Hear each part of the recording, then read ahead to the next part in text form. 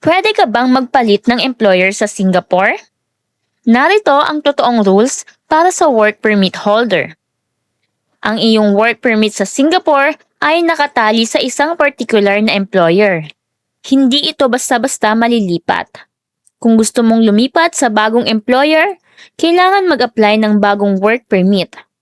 Sa video na ito, sasabihin namin kung kailan ka pwedeng lumipat, kailan hindi, at ano ang mangyayari kung aalis ka ng hindi sumusunod sa tamang proseso. Ito ang OFW Gabay, totoong impormasyon para sa mga OFW at walang palipat-lipat. Paano talaga gumagana ang transfer? Kapag lumipat ka ng employer, ang bagong employer mo ang mag-a-apply sa MOM ng bagong work permit para sa iyo. Ang lumang permit mo ay ika-cancel pagkatapos ma-approve ang bago. Ang proseso ay depende sa iyong sektor, sa sitwasyon ng transfer at kung pumayag ang kasalukuyan mong employer. Kung hindi na kailangan ng pahintulot ng employer, sa manufacturing at services sectors, kung ang iyong work permit ay nasa huling 6 na buwan na ng validity o nag-expire na, pwede na mag-apply ang bagong employer nang hindi na kailangan ng pahintulot ng iyong kasalukuyang employer. Pinahihintulutan ito ng MOM sa ilalim ng specific na mga kondisyon. Kailangan pa rin ng bagong employer na matugunan ang quota, availability, bilang na pinahihintulutang manggagawa, ang levy capacity, ang buwan ng bayad ng employer sa gobyerno, at sector suitability bago aprubahan ng MOM. Kung kailangan pa rin ng pahintulot ng employer, kung nasa kalagitnaan ka pa ng kontrata o nasa ibang sektor, kailangan ng kooperasyon ng iyong kasalukuyang employer. Kailangan nilang i-cancel ang iyong existing permit o formal na pumayag sa transfer. Kung tumangging tumulong ang employer mo at umalis ka ng walang pahintulot, maaaring i-classify ka ng MOM bilang absconded o tumakas ng walang pahintulot.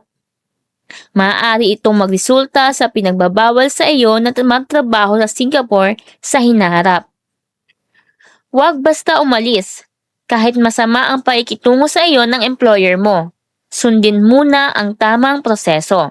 Iyon ang standard na transfer rules.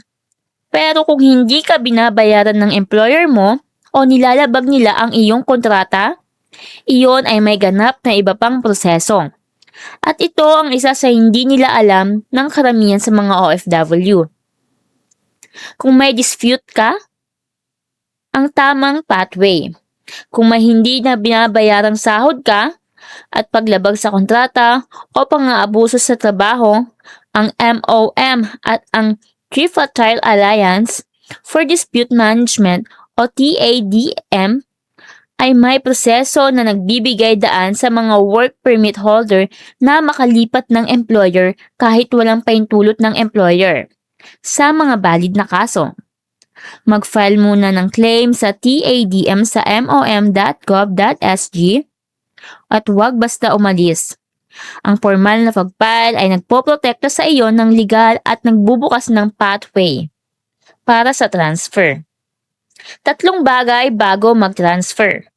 Una, kumpirmahin na ang bagong employer ay MOM registered at may quota para sa iyong sektor.